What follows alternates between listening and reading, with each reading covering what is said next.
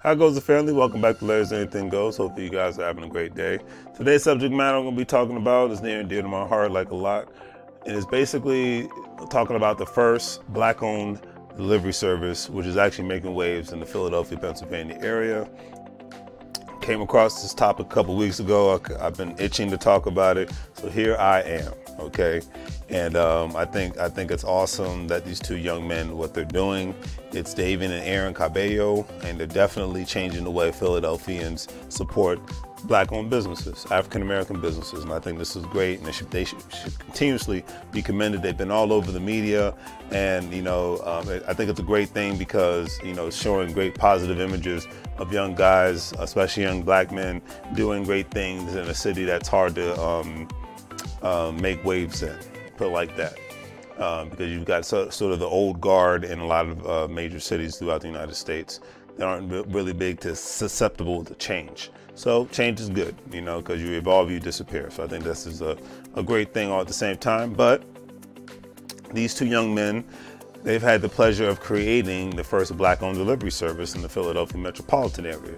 And the thing is that these two young men looked around Philadelphia and realized that numerous amounts of African-American restaurants and other businesses were not being served by existing food delivery services. So they made the right decision to change that. Now, when we talk about other services like DoorDash, services like Grubhub, I'm not crapping on DoorDash or Grubhub or anything of that nature because I utilize them.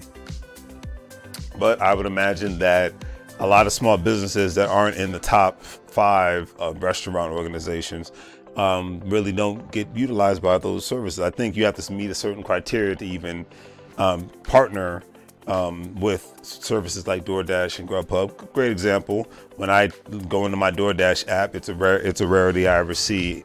Matter of fact, I see no mom and pop businesses there. So that's why I said this isn't a slide towards them, because this is actually a good thing. Why? Because the services like DoorDash and Grubhub not utilizing the more mom and pop businesses created a great opportunity for young men like them to create their own delivery services. So it is a win-win situation.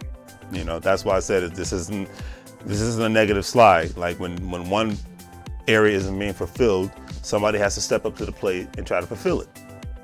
So that's why I think this is awesome. And the main thing is that any successful business-minded people, when they think of this, where is their void/need in services, and how can I provide a way to fulfill those needs and services? And I can provide it, and then how can I make a profit from it? Simple as that. Entrepreneur 101. The business deliveries multiple items throughout the city of Philadelphia and the surrounding areas. The business name is Black and Mobile Delivery Service, and they launched their website as of August 1st of this year, which the website / and app service will connect Black-owned businesses with one another via technology to make supporting one another much more convenient. I think that's awesome. There was a void, they fulfilled it. And in today's world, if you're not connected and continuously connected with technology, then eventually you will go out of business. It's really simple as that. They have become very successful after researching and exploring the market in the city of brotherly love. Good for them. Kudos to them. I know that because I saw they actually did an interview with Dr. Royce Watkins, and I know they went to the Black Business Convention in the Philadelphia area, so they are able to network with people, probably get some more mentorship going and able to expand their ideas that way. So it's a beautiful thing. And they're hoping to expand their delivery operations into at least every single major city in the country, helping out small mom and pop businesses, primarily in African American areas, and then obviously expanding from there. And they are hoping to, they are really hoping to elevate their Black-owned businesses everywhere. So one main thing is to point out is these two young men started out with just a bike, a bag, and a dream. We all started out somewhere. We always got to remember that. I started off 2 years ago with this channel, and look where I'm at now, thanks to the recent subscribers, thanks to the people that purchased my products even when I was on vacation. So kudos to you guys. I started off with that. I didn't even have a product to sell. I was just making content. So I can understand starting off somewhere, not really knowing where you're going, but then end up in a great place to where you see the smile on these young men's face, but they're lighted up and they're lit up and they're like, hey man, we're ready to go get it. We're ready to make something happen, and we're not trying to do it by working for somebody, but by working for themselves. I love it. So, and they partnered up with only, in the beginning, local black-owned businesses because those are the areas that they know. Now, I've been to Pennsylvania multiple times, but I've driven through Philadelphia, but I've never actually been to Philadelphia, so I can't really speak on the area. I invest in rental properties in the Reading, Pennsylvania area, so I can understand that drive to want to have an entrepreneurial spirit. And a lot of times when you're in a cheaper state like Pennsylvania and the Carolinas and Georgia, if you have the right mindset and you have the right capital and you're around the right people, then it is much easier for you to start a business of some sort. So, and people are doing it every day, so kudos to you all. And they're doing it throughout the Philadelphia area. And one of the brothers, David, at age 24, began his entrepreneurship journey from a young age. And as he taught himself how to design websites and apps, which is a beautiful thing, because sometimes self-education is some of the best education that one can get. And it's nice to have mentorship. It's nice to be able to go to school, get the academic education, but that real life experience, nothing beats it. Outside of, I'm not dissing anybody who has a degree, I have one as well, but I know learning more from reading the books that I wanted to learn about specific subject matters that I wanted to learn, and getting actual life experience helped me move forward, and with mentorship more than any other academic class I've taken in school. I will say that with all sincerity, but I digress. After some time, David began his delivering services via those apps. By the time he was 22, he made about $1,100 in less than 2 days. So that was when the light bulb went off. We all have those moments where it's not quote unquote a lot of money, but especially for somebody in their early 20s to make $1,100 within 2 days, that's a lot of money. So the light bulb went off and said, hey, I can do something with this. Same thing with me. When I got my first customer to buy my products online with Larry's Anything Goes, the light bulb went off. When I was able to purchase my first rental property, and I made my actual first profit from that rental property, the light bulb went off. And we all have those moments, and whenever that moment happens, it might be very small. I call them small victories, because those small victories matter, And then because those small victories, you get enough of them, you compile those victories up, and then you create a big victory, or a big victory might just stumble in your way. You never know. Now, what further pushed the business idea was the increased number of white businesses within the Philadelphia area, even though most of the population is black. And you see it a lot. You've been to specific areas where there's an increase of other businesses. You have a demographic of people living in one place, but you have a more increase of other businesses moving into those specific areas. And a lot of times that happens because of basically people not working together, and that's one problem we've had in the African American community, is not working together enough, unless it's involving Popeye's chicken or football or video games or reality TV. So, it's like when you actually put your dollars together and put ideas together like these two young men, then you can actually see some things really happening. And then, talking about all those other things I just mentioned becomes secondary, because this is the number one priority of the day in the beginning. Now, this is great because they started out helping their community out, which is what, that was their thing. Hey, we're going to make money, but we're going to help our community out while making a profit. And now their profits have increased because they ventured out of their communities all at the same time. And the great thing is they're actually helping other businesses, because obviously one thing I do know, because I know a lot of people who lived in Philadelphia or from Philadelphia, is that Philadelphia is a very diverse city. So you have a lot of people, not only Caucasians, but Hispanics, Asians, other Eastern Europeans, that are small businesses that are probably losing business because they are not big enough to fall in the category of being utilized by DoorDash or Grubhub. So with that being said, they ventured out into other communities, and then obviously with doing that, they've got more people working for them, and obviously with doing that, it's increased their profit margins and probably tax write-offs all at the same time. Great example, when you talk about other communities, Hispanics, Asians, Middle Easterners, Africans, people from the Caribbean, they do this on a regular basis, so African Americans should do the same thing. They help each other out first, and then they help others, and then they go from there. They sell to each other first, and they sell to others, later, or they sell to everybody first, but yeah, it's a better example. They sell to everybody first, but they start in their own backyard because they know that their own will support each other. There's nothing wrong with that. That's the American way, Support each other first, then you grow to the point where you can expand your business to other areas, and then you grow from there. And then obviously your profits increase from there. Make your dollar circle around everywhere, but make sure that it comes back home. It's a very, very simple concept. Hard to apply it, but it's a very simple concept. Now, this is also interesting. Statistics at the moment show that only about 2.5% of businesses in Philadelphia are Black owned, despite African Americans making up about 43% of the city's population, which I was very surprised. But I'd never been to Philadelphia, so I didn't know.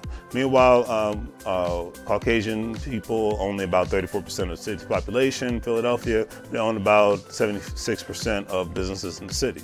And surveys also show that the most challenging aspect of operating a business in African American areas is a lot of times African American entrepreneurs, it's the lack of capital, because that's the thing with a business, you have to have that capital. And I think the biggest problem with a lot of people, especially African Americans, but just a lot of Americans in general, is that there's a living beyond your means mentality, I gotta look fresh all the time mentality, and not a saving and investing mentality. So a lot of times people can pull, even if they're saving pennies or dollars every month, when years go by, they start to circulate. Even if you're only just putting it in a savings account, which is not the best idea, but hey, people gotta do what they gotta do, you're saving money.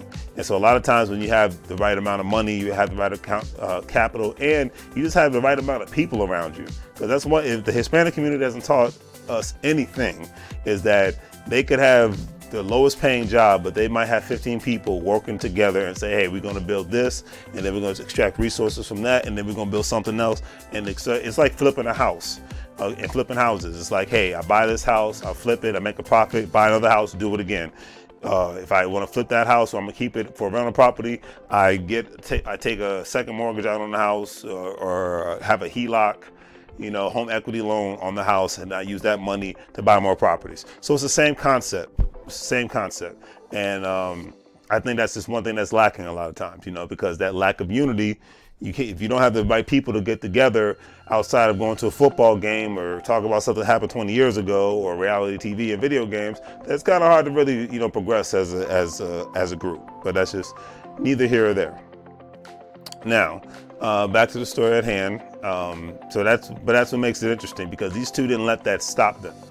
They had the lack of capital, but they did not let it. They started off small, and from what I read from the article, every time, kind of like what I do for myself, every time they make a profit, they would just put it away instead of, spending it on some crap. Instead of saying, hey, let me get some new Michael Jordans, I'm going to actually put this money away. And then when I save up enough money, I'm going to buy enough resources to invest in my business. So I'm going to invest in my mind and invest in my business instead of investing in some shoes. That's just how real business-minded people operate, no matter what level of the spectrum that they might reside in. So, and the beautiful thing is, David and his twin brother are hoping to reverse the trend with their food delivery service, in regards to the lack of capital and all that good stuff. Their initiative is also aimed at taking young children off the streets of Philadelphia, a lot of teenagers. And Aaron stated that he feels great about giving back to the neighborhood that's embracing him, and I think that's great as well, because if you want things to change in your life, you have to take action, educate yourself, take action, get around the right people, and so on. So to end this video, I will say that Aaron and David Cabello, you all definitely have my respect. And when I was in my early 20s, the idea of owning a business scared the crap out of me. Heck, I was scared to get a real job that required you to have an in-depth knowledge of your profession.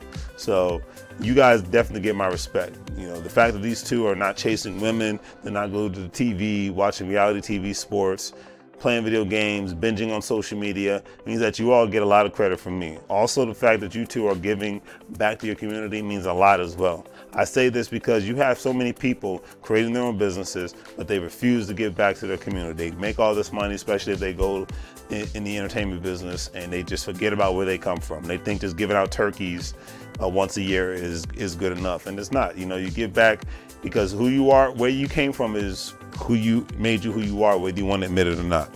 I will say that with all sincerity. Hey, I'm from Woodbridge, Virginia. That's who made me who I am. I never forget that. Even though I'm a Californian now, I still don't forget about where I come from. That's who made me who I am. So giving back where you can and when you can That's what it's all about. And they're doing it all at the same time. The community's embracing them. They're embracing the community, and it's an even business deal all at the same time. They're helping, because you can even see in the pictures, like they're actually at mom and pop businesses. Business and ideas like this is going to keep small family businesses alive, because, like, great example, I'm about to order my dinner through DoorDash, okay? But if I knew there was a service like this out here where I reside at, I would utilize it. Okay, so that's the beautiful thing. Services like this is going to keep small mom and pop businesses alive in the United States of America. So that's why I hope their business actually grows across the country, so that they can not only expand, but give back all at the same time. Because the one beautiful thing about a lot of major cities is they have some of the best mom and pop restaurants and stores on the planet. Pie shops, you name it, they got it. So I will say that with all sincerity, you know. And I just say, just keep up the good work, you know, because these two are not about giving handouts. They're about giving hand-ups. I mean, you don't need any more handouts. You need more hands-ups. So you guys get my respect, you know. David and Aaron Cabello, you guys get my respect. Continuously do what you're doing. Don't let anybody try to talk you out of what you're doing. This is the new norm, and we need to embrace it. So please like my page if you haven't done so, on Facebook. Like it on, subscribe to it on YouTube, all that good stuff. And please share. Please check out the online store. And hey, hopefully you guys have a great day. And I'll see you guys tomorrow, because I'll be making my good old poem. So hopefully you guys enjoy it. And it'll be about Popeye's chicken. So you get a nice laugh out of it. Take care.